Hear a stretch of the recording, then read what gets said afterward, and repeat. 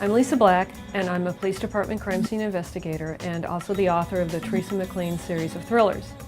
Teresa is sort of my alter ego. She's exactly like me, only smarter, stronger, faster, and divorced.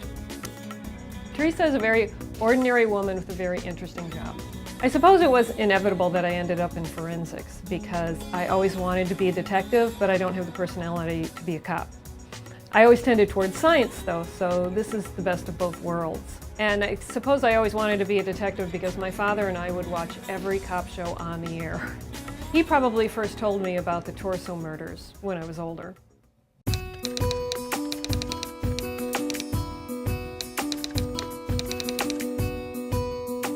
The Torso murders were a series of murders that took place in Cleveland in the 1930s. And unlike the serial killers that you see on TV, they were wildly inconsistent. He killed both men and women, some on the spot, some he dumped, some he dismembered, hence the name the Torso Killer. He was completely unlike anything we'd ever seen. He was very bloody and very busy and never caught. He was America's version of Jack the Ripper. He remains a complete mystery. The Torso murders are fascinating because they're really unlike any other crimes in the United States. They were so brutal and so bloody that if these were to occur today, they would be 10 times more dramatic than anything you see on Criminal Minds.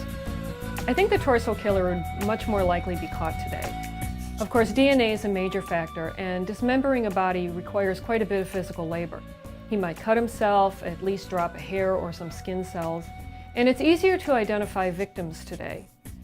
During the Depression, there was a record amount of homeless people riding the rails, and they didn't leave behind the paper trail of photographs and dental records and fingerprints like people do today. Missing persons departments communicate much more effectively, and they have the use of computerized databases. Of course, they didn't have DNA analysis back then, but in some ways they did more with trace evidence then than we do now. They analyzed every blade of grass, scrap of paper, or piece of fabric because they had to.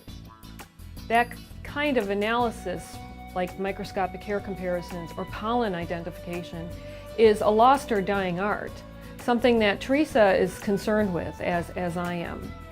So I hope that readers will enjoy hearing about how forensics work in the real world, will enjoy hearing about a fascinating piece of American history, and will be thrilled.